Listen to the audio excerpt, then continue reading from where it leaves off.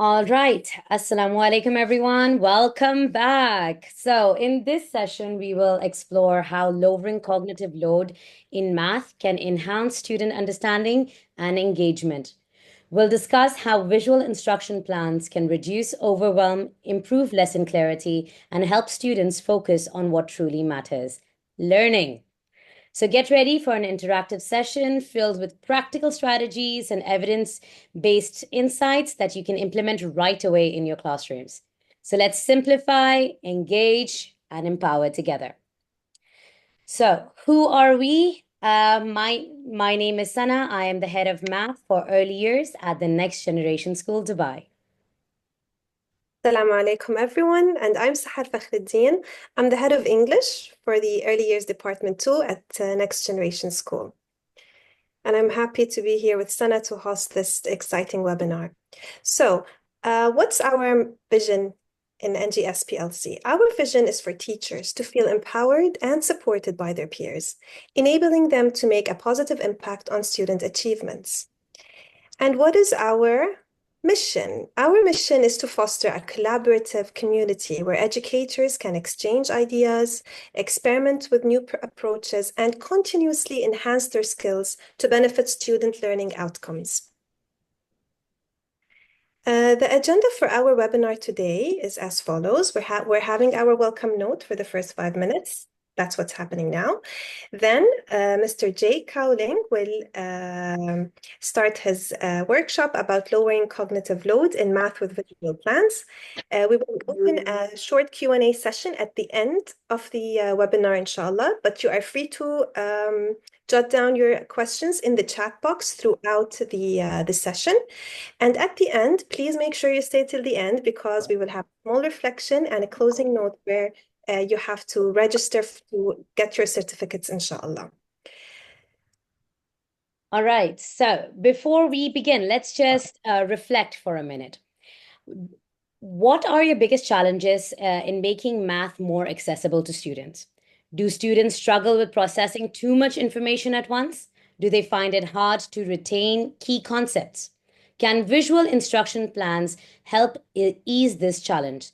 So today, together, we will explore strategies, share insights, and discover how to enhance math learning by reducing cognitive load. All right.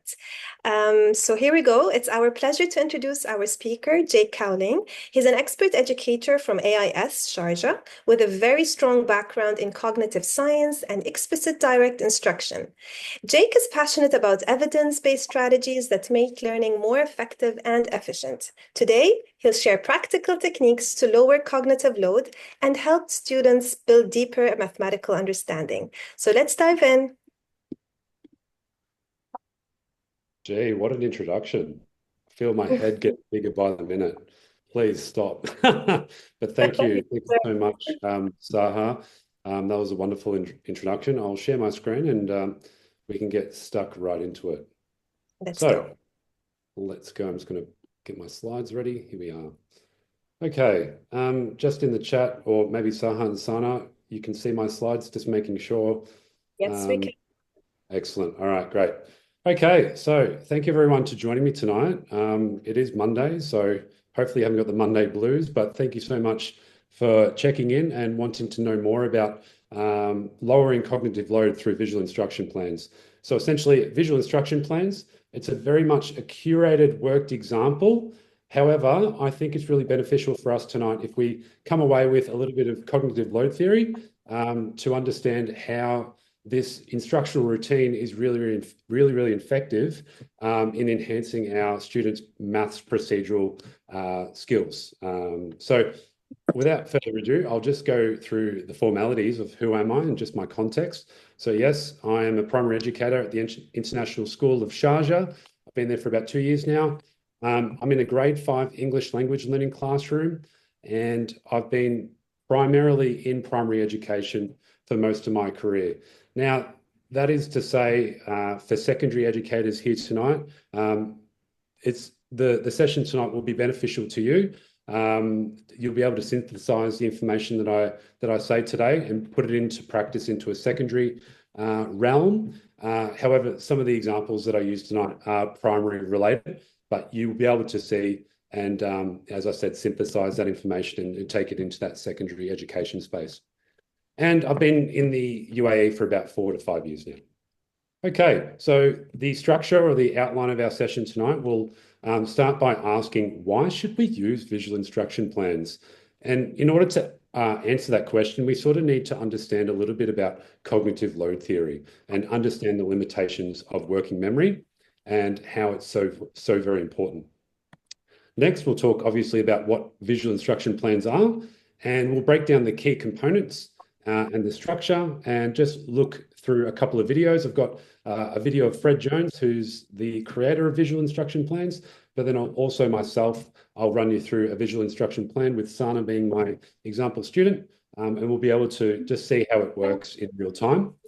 After that, we'll just relate it back to cognitive load theory and just see how it is really beneficial for our students and lowering that burden and making them less confused when learning new math procedures, because math procedures, they are quite long sometimes with multiple steps, and we want to make sure that we are having our attention with our students and making the most of it. And then lastly, we'll talk about how and when to use VIPs, which is very, very important. And we'll talk about rehearsal, we'll talk about planning and knowing when to use them. Okay, so let's start with why should we use VIPs? And I want to start with a little bit of an anecdote. So learning a new routine. We've all been there as educators, having to teach a new routine to our students. Now, I want to use this example here tonight. And my little example routine that I would be teaching my students at the start of the academic year would be, okay, boys and girls, put away your lunchbox, get out your exercise book and write the learning intention and date, okay? Seems quite simple, right? But if you think as educators, teaching it on day one, it's not always that simple. And we have, students in our classroom not always remembering all those 3 steps. So why is that? Why is they don't remember the 3 steps straight away, okay?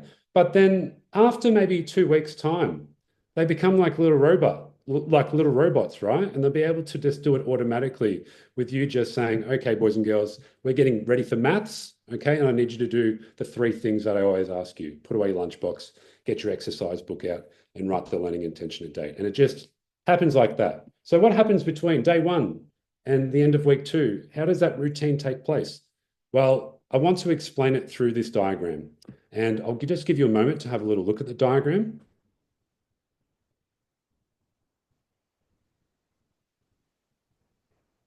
Okay, so this diagram is a simple model of memory, and it was devised by Daniel Willingham, who was a cognitive scientist.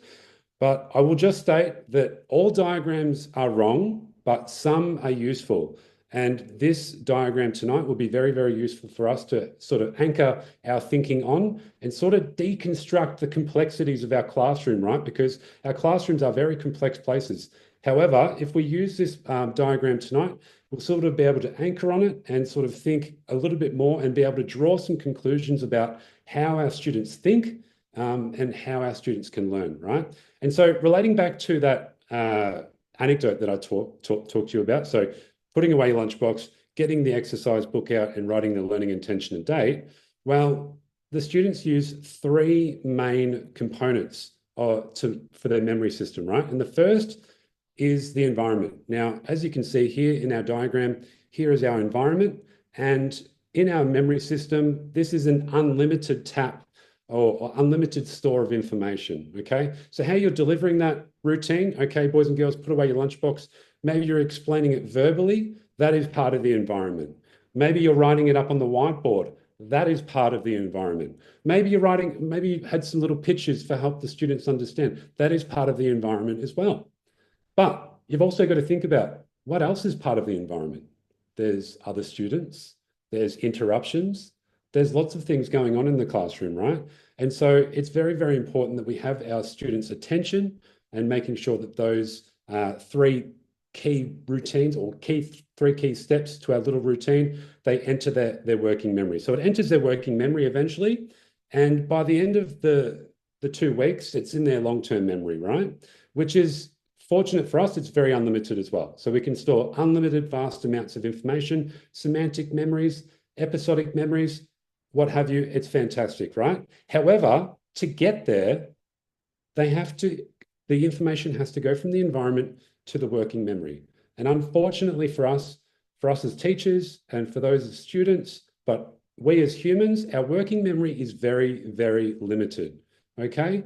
And that's it's a bit of a hard thing to get by, because when you're teaching a new routine, there's step 1, 2, and 3, right? But however, 2 and 3 might disappear when those students go and put that lunchbox away, and then their friend taps them on the shoulder, and then they're maybe talking about PlayStations or what have you, right? And they're talking about, oh yeah, what's your PS name? And then they're consciously thinking about something else. And then step 2 and 3, it's forgotten, right? And so that's where it comes in the diagram there. It's forgotten, and they only remember step 1, and they come back in, okay, Mr. Jacob, put away my lunchbox, I'm ready to go now. Well, no, you're not. Haven't done step 2 and 3. So you can see how the memory, or this diagram, really helps us understand that there's 3 main components of our memory system. It's the environment, which is unlimited, our long-term memory, which is unlimited. However, our working memory is very, very limited. And so humans draw upon these 3 components in order to think. So what I'm going to do now, just before I do something, I'm just going to say, why should we care about working memory? Well, it's something called cognitive overload. And we've probably heard this before, and we've probably used that word or that phrase before. But essentially, as teachers, it's the same as confused, right? It's very, very similar. But why should teachers care about working memory? Well, it leads to errors and it hinders learning, especially when learning math procedures for the first time, because we know how many steps there are usually, right? Okay, so what I'm going to do is I'm going to test your own working memory, okay? I'll have a number sequence that appears on screen, and I'll tell you when it's finished, and I want you to think to yourself if you can remember that number sequence. Are you ready? Okay, let's go.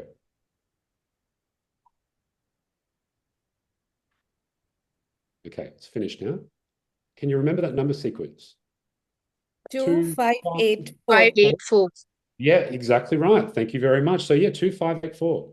All right, Yeah. not too hard. Okay, here's another number sequence. I want you to try and remember it. Here we go.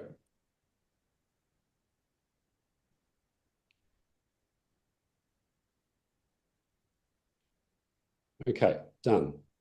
What is the number now? Are you a little bit overwhelmed? Yes, you might Yes. be. Okay, so that is what we consider cognitive overload. Too much information at once. And well, if you are able to remember it, well, congratulations, Einstein. You have a really good working memory. But for most of us, it is really quite tricky. All right. And so we can only store a little bit of information at once. So that brings me to my next quote, which I really love. Working memory is the bottleneck of our thinking, and especially for our students, okay, as young kids and young teenagers. So in cognitive load theory, the words cognitive load represent anything that takes up working memory capacity. So research shows it's about 4 to 7 elements of information that can be held in working memory, but it can drop to as low as 2 to 3 elements at one time in working memory. So it really truly is a bottleneck to our learning, or learning and storing information into long-term memory. We can only have so much information at once, right? And so I want to ask this question. If cognitive load theory states working memory is limited, how can students complete complex tasks? So I want to do another experiment with you. Okay, so what I'm going to do is going to give you a letter sequence, and I want you to try and remember it. It's going to appear on screen, and then it's going to disappear quickly. Okay, I'll give you some time to have a look at it. Here we go.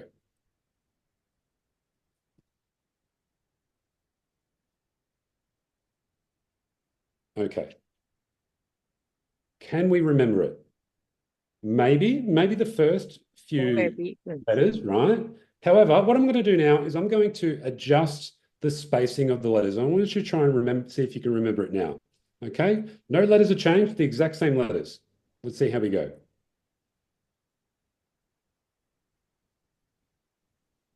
Yeah.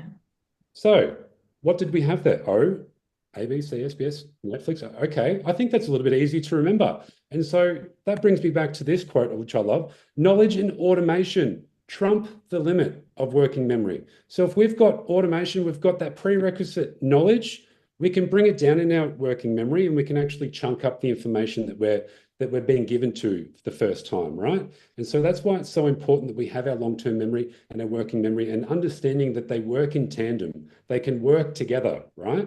And so let's think about that, long-term memory and working memory in terms of long division algorithm. Lots of steps. I know lots of teachers, or primary teachers especially, shudder when we think about, oh, we've got to teach long division algorithm. Our kids are going to be confused. Yes, exactly right. But so we need to make sure those prerequisite skills, such as the math facts, they need to be automated.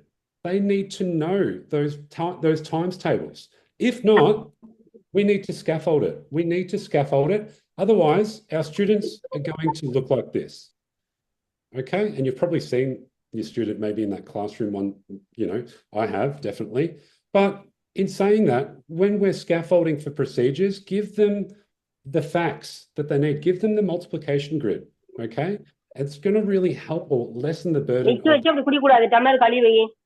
okay? So the next part of the session is this quote, and it's quite a prominent quote when talking about cognitive load theory. I'd love you to read it.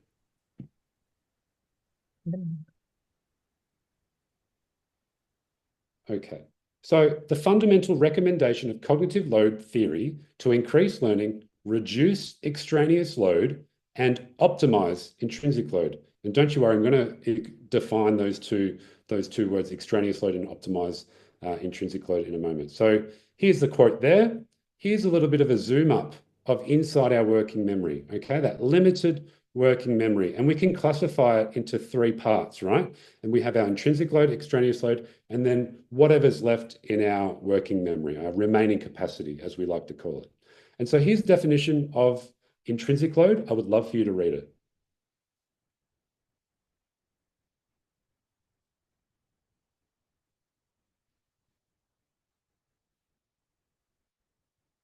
Okay, so intrinsic load, essentially, for our students' working memory, it's what we want our students' working memory to be occupied and consciously thinking about. There's no way around it, okay? So that's what intrinsic load refers to. It's the to be learned information. And so coming from my context, examples of intrinsic load for a grade 5, at-level grade 5 English language learning student, a high intrinsic load, most likely word problems. So grappling with the English language while also grappling with mixed operations at the same time, that would produce a high intrinsic load. Long division algorithm is another example of high intrinsic load.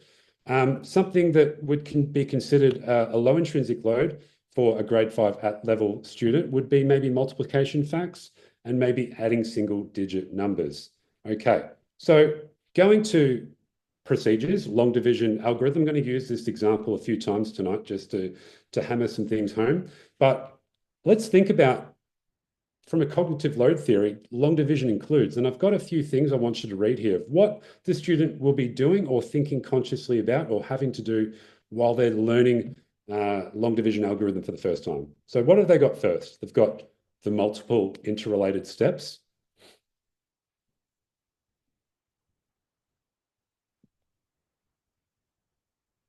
They've got some cognitive demands.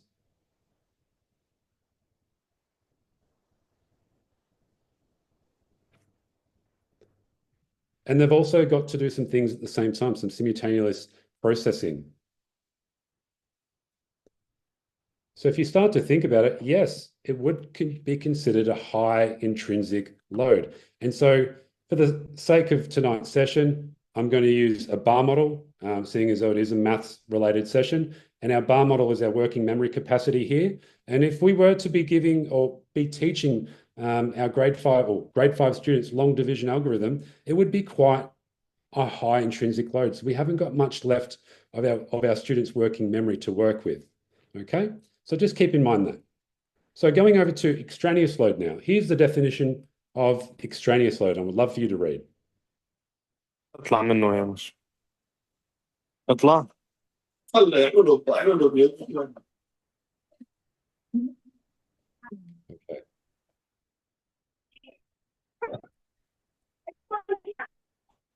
You're muted, Jake. Thank you. Sorry. Is that okay? Can you hear me now? Yep. Okay, no problem. So it referred to the manner and structure in which the information is delivered. Now, we as teachers, this is the load that we should seek to minimize. Now, there's lots of things that we consider extraneous load. So I want to go through some examples so we have a good conceptual understanding of extraneous load. So some examples, right? One could be anchor charts. So anchor charts, they're great, they're useful, but we've also got to consider some things as well, right? And so maybe perhaps you've got an anchor chart, you've done it brilliantly, but then the next day some students were or the student was absent that day and they come in the next day. Well, if they weren't there on that day when you co-constructed that anchor chart, that would be considered high extraneous load. They're not familiar with the information. Another example would be worksheets. What have you got on your worksheets? Have you got just the exact information you work with? Or have you got other information such as memes or some pictures that are not really relevant? Okay, that could be considered high extraneous load as well. Here's another one. Overly decorative classroom displays. So if you're teaching at the front of your classroom, what have you got at the front of the classroom that the other students can maybe pay attention to and think about? I know here's one example that I always talk about. I had a digital clock, right? I had a digital clock and it was up the front of the classroom.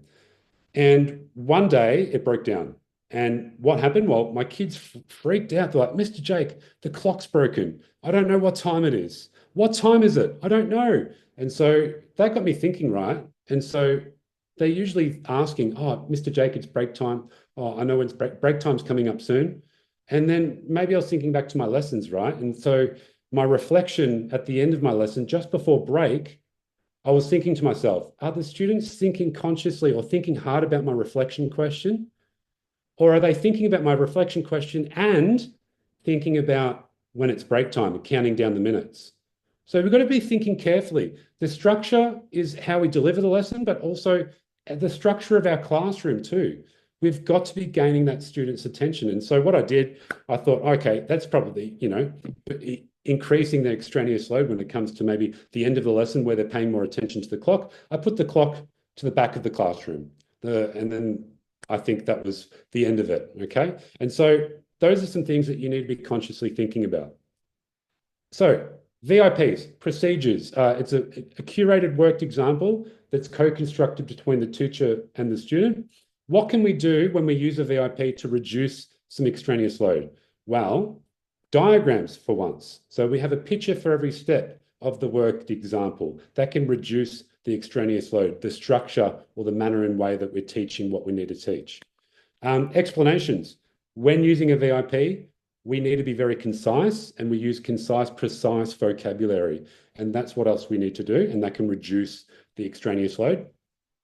And obviously, if we're co-constructing it with a VIP, we use choral responses. So we ask for questions during the creation of the VIP, and that will actually reduce the distractions from other students as well, which is reducing that extraneous load.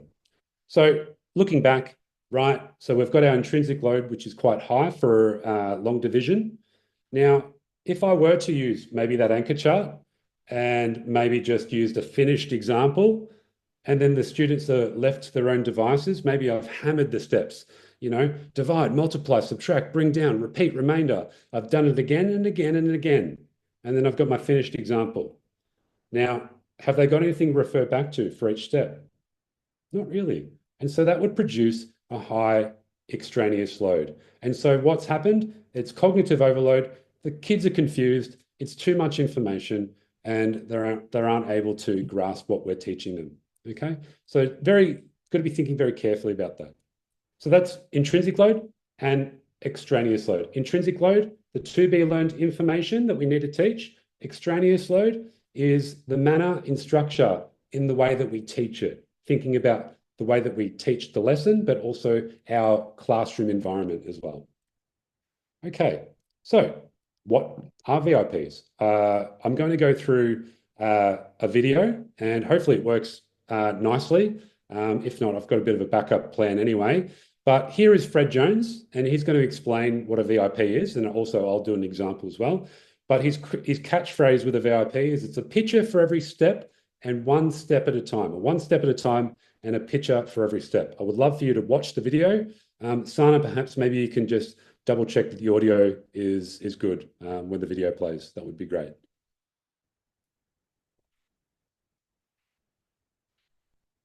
All I want you to do is look at that and ask yourself, does that look like what my fifth grade teacher put on the board when I was a kid?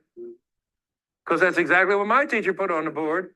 And my teacher had a name for it. It wasn't a technical name. My teacher called it my example on the board. As in the following lesson transition. And I'll be coming around to see how you're doing, class. Now, if you're having any difficulty, I want you to look at my example on the board, work through the steps, try to figure it out on your own. If, however, you're still having difficulty, you may raise your hand. I'll be around to help you as soon as I can. So far, so good? Okay, Jason, you're stuck on step 5. Which one is that? Oh, wait, everybody do what I just asked Jason to do. Everybody, find step 5 for me, will you please? That's enough. What are you doing? People doing it in your head and counting the steps? Well, the only kid that'll ever find step 5 is the one that's already memorized the task analysis, has achieved mastery, and will never need my help again. That is to say, that looked normal to me because I grew up with it. The only reason I looked at it again is because the teachers kept getting pulled back by the little helpless hand raisers who said, yeah, but I don't understand. And I looked at that and I looked at this. Yeah, but I don't understand. And I looked at that and looked at this. And finally, one day I looked at that. And for the first time in my life, I saw what was implied by this graphic. That looks like a visual aid, right? Like it illustrates what I just said. No, it's not. It's the destruction of the visual modality. When I add step 2, 1 disappears. When I add 3, 1 and 2 are gone. When I add 4, 1 through 3 are gone. When I add 5, 1 through 4 are gone. When I add 6, 1 through 5 are gone. So when I'm done, I don't have anything for you to follow. I've destroyed the map. You can't follow it anymore. If I only had 5 minutes for a workshop, I'd teach you VIPs, visual instructional plans, picture for every step, because that is the quickest, simplest thing that accelerates learning, accelerates understanding, and eliminates helplessness that I've ever seen. And in addition to being indispensable in the weaning process, it just gets results tomorrow. Back into the lesson. All right, let me have your eyes up here, class. On to the next step. 6 into 495. We can't take the 6 into 4, class. Can we take 6 into 49? Can we? All right. That means we can divide by taking 6 into 49, class. And how many times will 6 go into 49? Put it right there. On to the next step. 6 into 495. Eyes up here, class. Hands ready. Here we go. 6 into 4. Can you do that? No. Both hands. Let me see it. Can you? No. 6 into 49. Can you? Yes. How many times? 8. After we divide, let's multiply. 8 times 6 is what, class? Put it right there. On to the next step. 6 into 495. Eyes up here. Let's go. 6 into 4. Can you? Both hands, can you? No. 6 into 49, can you? Yes. How many times? 8.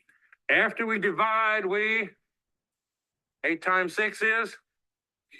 Next let's subtract, class. 9 take away 8 is? 4 take away 4 is? All right, that's far enough. You see what's happening? What I'm doing is drawing a set of plans, just like the model airplane company. 1 step at a time, a picture for every step. Okay, so as you can see there, that was Fred Jones with his VIP. And I thought that's, when I first saw it, I thought that was a fantastic video. And having a picture for every step is what makes a difference, right? And so in that VIP and in cognitive load theory, there's a vast array of recommendations for what we should and what we shouldn't do as teachers when talking about instructional design. And so there's a worked example effect that cognitive load theory states, right? And here's a quote from it, and I would love for you to read it, please. But then bear in mind thinking about what you just saw, okay? Here it is.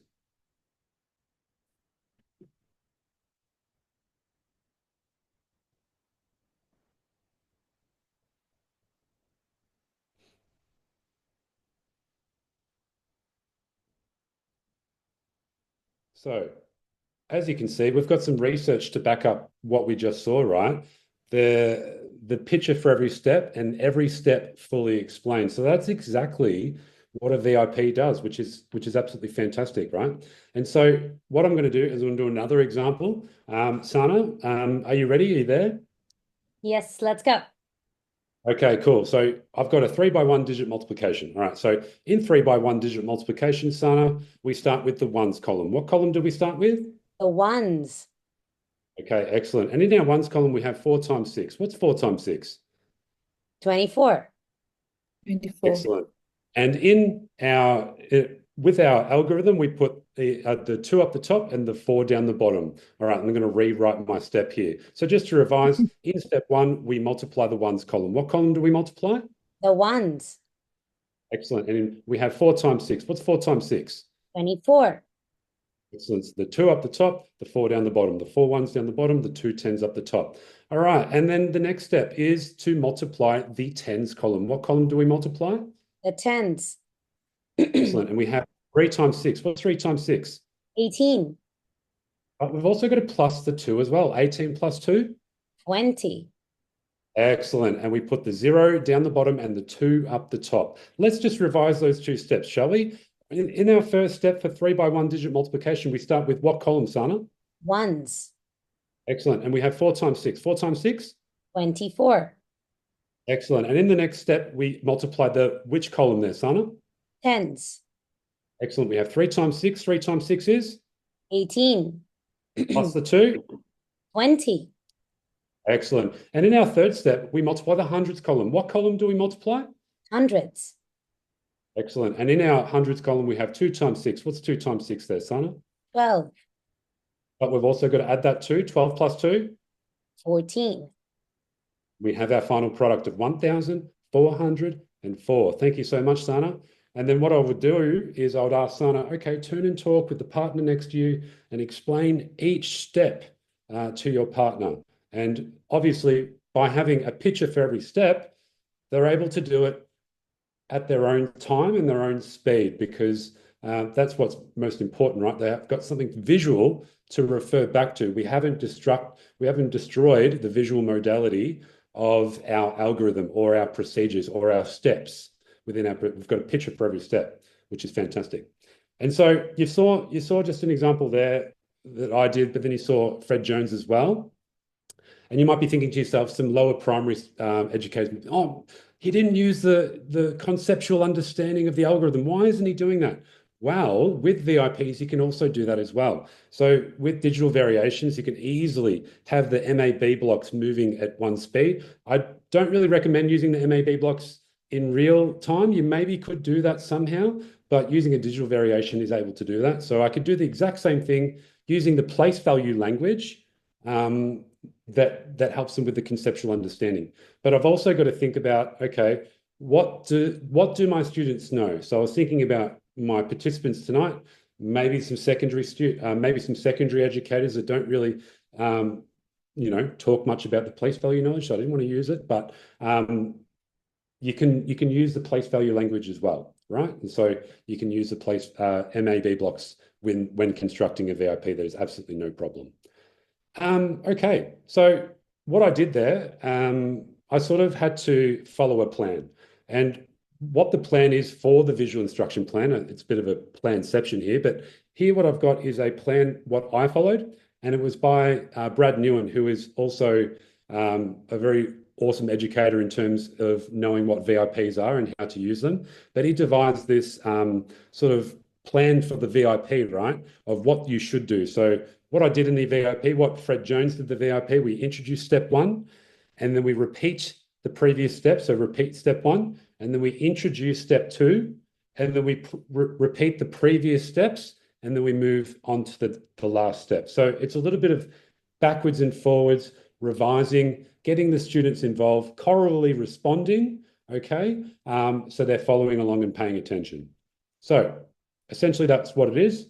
I have this, I would probably love to, if there's maybe like a little bit of a file that I can send out, Sana, I would include this along with maybe the session slides tonight. And then so if teachers are interested in using the VIP, they can use this to construct their own VIP within the next couple of weeks. But I want to relate it back to cognitive load theory as well. Why is it so good? Why is a VIP good? We conceptually understand that what a VIP is, right? It's a curated, co-constructed, worked example with our students. But why is it so good? I want to talk about a couple of things. So, oh, sorry, I'm just going to take that away for a moment. What I've written down is how it relates back to our intrinsic load. So the to be learned information that the students' working memory has to be occupied with. But then it also relates back to the extraneous load, the structure and manner in which we teach that information, that intrinsic information. And I'd love for you to have a read of the paragraph here.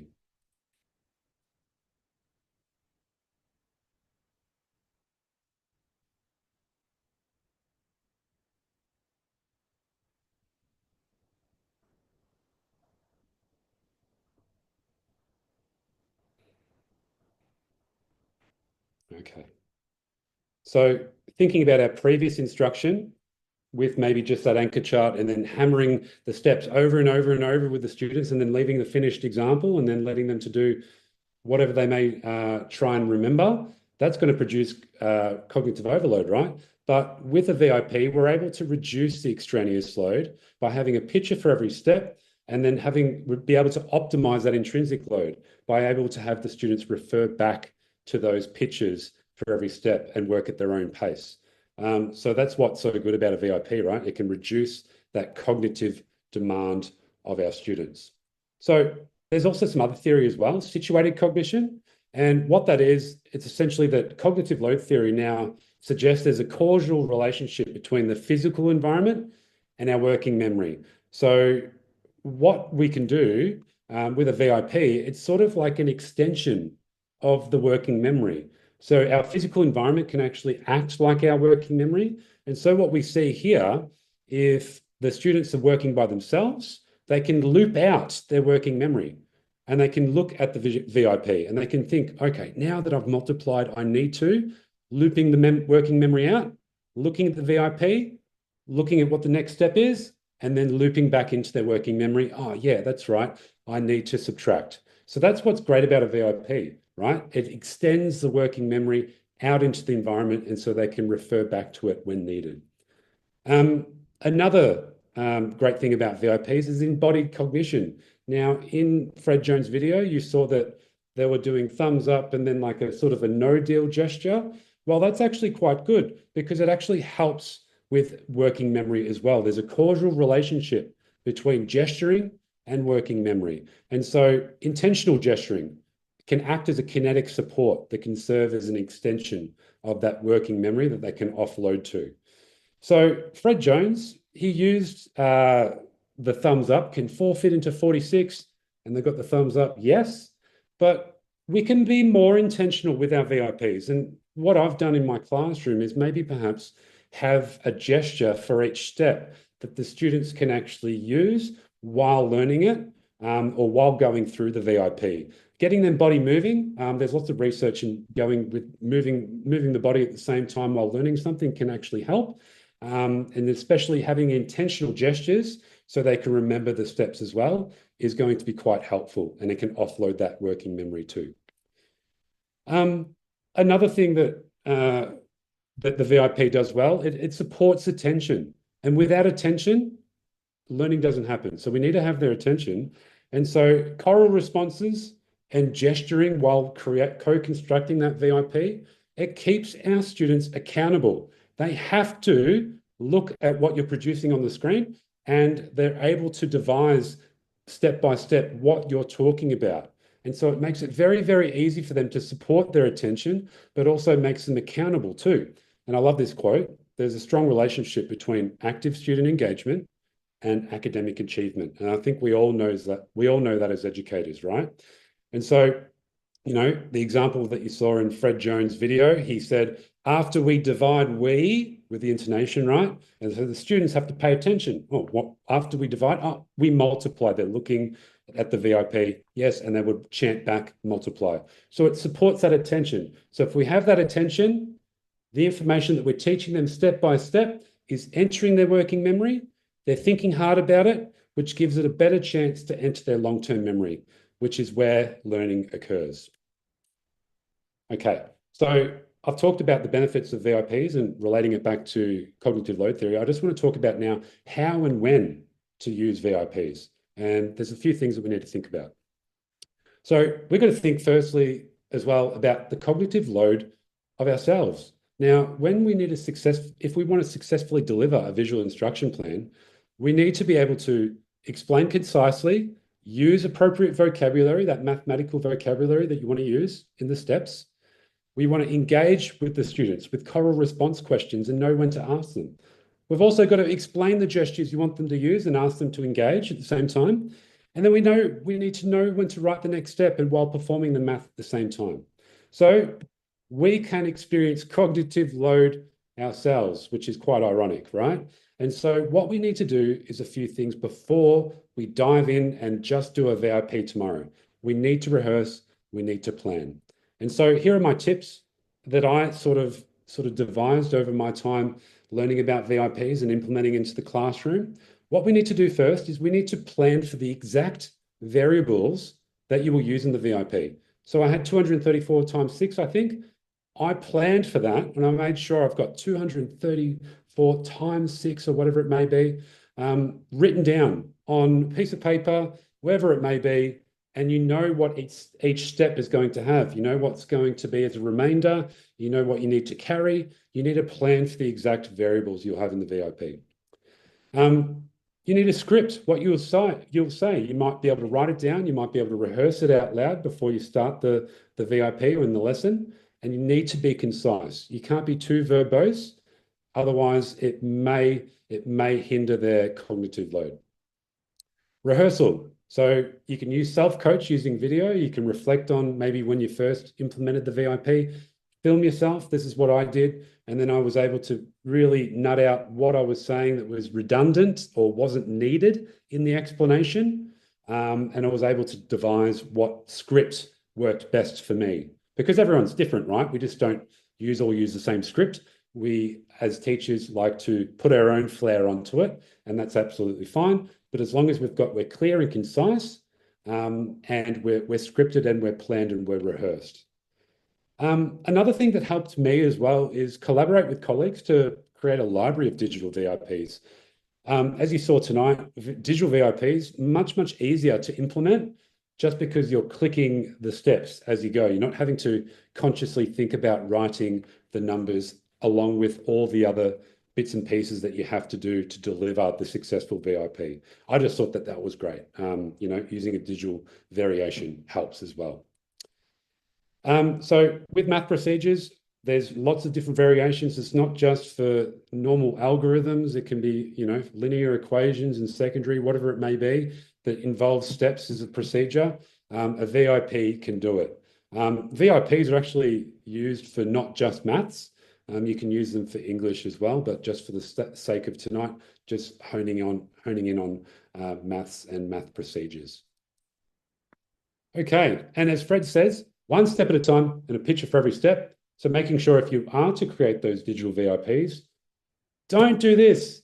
Give all the steps all at once, because knowing what we know now about extraneous load, the manner and structure in the way that we deliver the information, well, our students' working memory is going to be filled all the way up, and they're going to be looking at maybe the last step when you're trying to teach step number 1, right? And they might be looking at this arrow and thinking, oh, what the heck is this long arrow doing here while you're trying to teach step number 1? So one step at a time and a picture for every step. Very, very important. This is sort of like a lethal mutation of a VIP. Not all steps at once, one step at a time, picture for every step. Yes, and if you do that, well, your students are going to look like that. Now, when should we use them?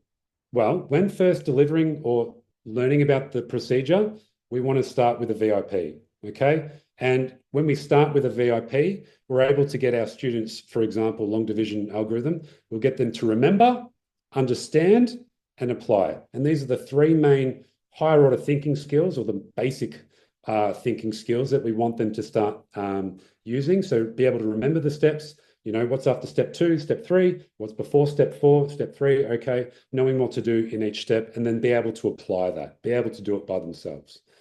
And then eventually they will consolidate that. And then what we want to use is those finished examples. We want to use those finished examples and also finished non-examples. So maybe perhaps there's an error in one of the steps. And then what we'll be able to get the students to do is be able to use those other higher order thinking skills. So they'll be able to analyze, they'll be able to look carefully and compare and contrast and distinguish where those errors are in the non-examples. And then they'll be able to evaluate and then justify and defend. Oh, yeah, I think this person is wrong because in step 2, they've carried this number, for example. So they'll be able to use those higher order thinking skills with the VIP. And we can have the VIP up for them if we really need them to have it, or we can take it down depending on where your students are at, right? So if you really want them students to use those higher order thinking skills straight away, well then bring out the VIP and get them to evaluate what went wrong in step 3 here. What did they do wrong?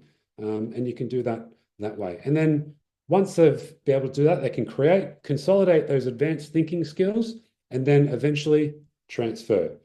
They'll be able to transfer that algorithm, that procedure to worded problems and use it in other different ways.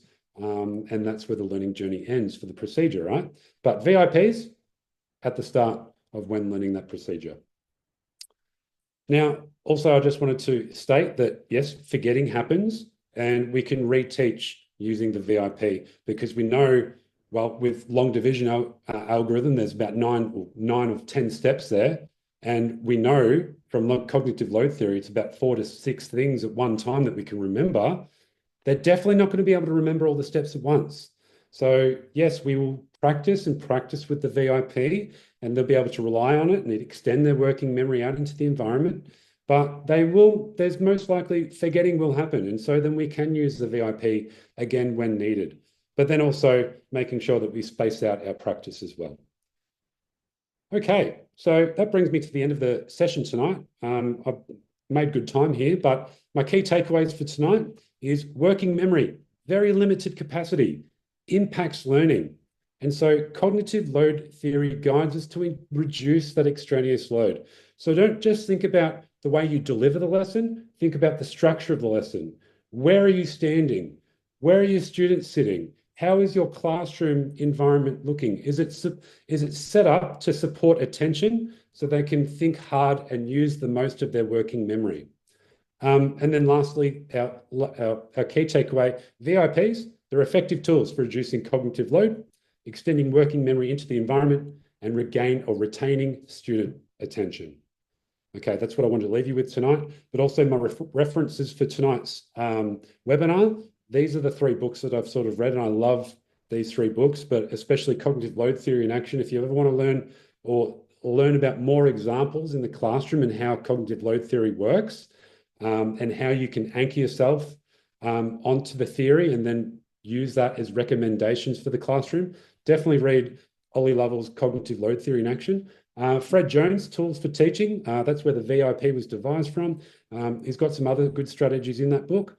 And if you want to learn more about gesturing and how the working memory can be extended into the environment or extended between students and with embodied cognition as well, the Extended Mind in Action is also a great book as well.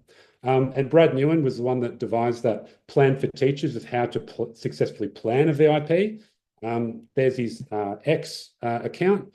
He's got some videos of himself delivering a VIP, and hopefully I'll be able to send some of these resources out along with my presentation slides tonight. So that brings me to the end, Sana and Saha. Thank you very much for having me, everyone. And hopefully you'll be able to take something away from tonight's session. So thank you. All right. Thank you, Mr. Jacob. A very informative session. We are going to open the floor for questions. We have a few questions from our attendees today. We have a question from Mr. Dominic who asked about worked examples and I think you've answered it through your presentations. This was early on. So he was basically asking the difference between a visual instruction plan and worked examples. But Alhamdulillah, I think you've touched on that really well. Another question that we had was from Ms. Nuha, who was asking about how would she apply visual instruction plans to geometry. for lessons such as volume and shapes? Oh, well, I think that you can probably think about the procedure first itself. Okay, what's step 1, 2, 3, 4? How many steps are there? And then devise, okay, what do I need to teach in each step? And what sort of diagram do I need to have in each step? That's what I would do when teaching geometry. Sorry, my geometry off the top of my head, I can't think of an example, I'm sorry. But yes, just think of the steps. If it's a procedure, think of the steps involved, try and break it up, write it down on a piece of paper. Okay, what is the very first step that I want the students to do? Okay, what is the very next step? And go from there. And then you'll be able to devise and think about, okay, maybe perhaps it's 4 steps or maybe it's 5 steps. And then start to think about, okay, what do I want to show my students for each step? Brilliant. On a similar note, Ms. Rania was asking if there was anything that she could think about in terms of fractions. In fractions, absolutely the same thing. So thinking back to, well, as math educators, we sort of have a framework, right, that we go through. So we go through the hands-on, the tactile, and then we go to the pictorial, and then we go to the abstract. So depending on your learning journey and depending on what cohort of students you have, you want to maybe build the conceptual understanding and use the pictorial, you can use some pie, the shapes, the pie, and use that within the VIP. I think that would be very beneficial. But then moving on to the abstract, right? So just having the numerator and the denominator and moving into a VIP that just has those as well. But just got to really think carefully about where your students are at and being able to think about, okay, maybe the students are, lacking in conceptual understanding of, numerators and denominators. I need to use pictures in my visual instruction plan, and then that's what you should do. Brilliant. Some of the questions that we have are regarding the books and the resources that you have mentioned. Miss Poppy is asking if these books are they geared more towards upper primary and secondary, or if there are, or for middle school? No. They're Are suitable. these, sorry? Yeah, sorry, the books themselves, I think Ollie Lovell is a secondary educator in Australia. So maybe some of his examples, I think he tries to tailor it down to primary education, some examples in there. But just reading about the book itself is so beneficial because it's not only just about the learning with cognitive load theory, there's lots of other recommendations to do with your classroom environment too. So there was a couple of things I didn't really touch on. Having your students sitting in rows if you're teaching something new for the first time is really helpful.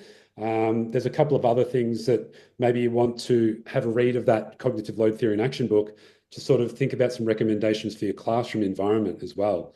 I found that to be helpful with that resource, along with, yes, some examples within lessons. But I think the author, Ollie Lovell, is a secondary educator, but I think there is some primary examples in there. But it's worth reading, definitely. Brilliant. So, Alhamdulillah, there are a lot of positive feedback coming in. They would love to see more mathematics workshops through you.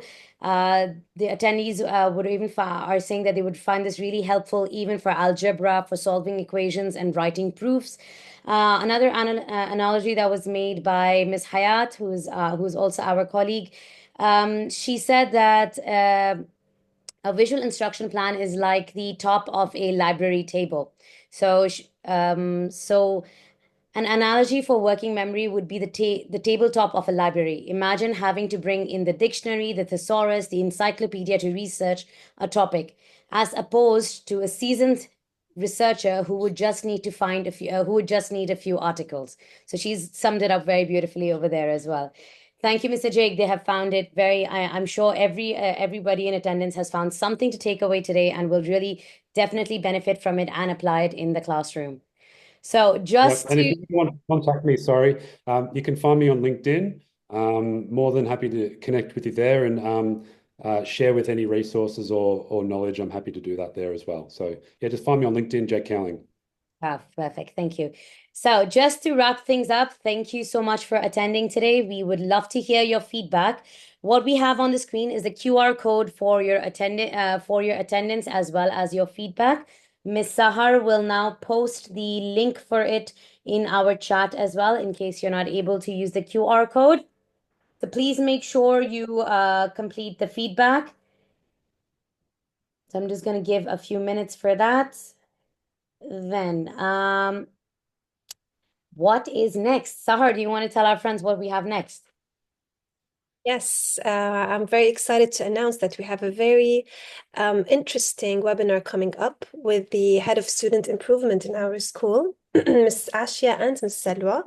They will be sharing practical strategies to equip teachers with effective strategies for supporting students with diverse needs, which I'm sure this is something that most teachers struggle with and always think about how they can cater for these special needs students. So join us to discover inclusive techniques that foster a welcoming and supportive classroom environment for these special students. So you can use the QR code that is shown on the screen. It's happening, inshallah, April 17th. I also shared the link in the chat box for easier access. I would like to say again, thank you, Mr. Jake. This was very, very insightful, and I'm sure that all teachers came out with something very useful that they can directly go tomorrow into their classes and start applying, inshallah. Thank you very much, and thank you for having me. It was an honor, really. It was a lovely session, Mr. Jake. We're just going to keep the chat open for a few more minutes so that you can finish that you're able to complete the attendance link. And if you would like, you can join, you can just quickly join in for an early registration for our next event. Thank you, everyone, Thank you, for everyone. joining.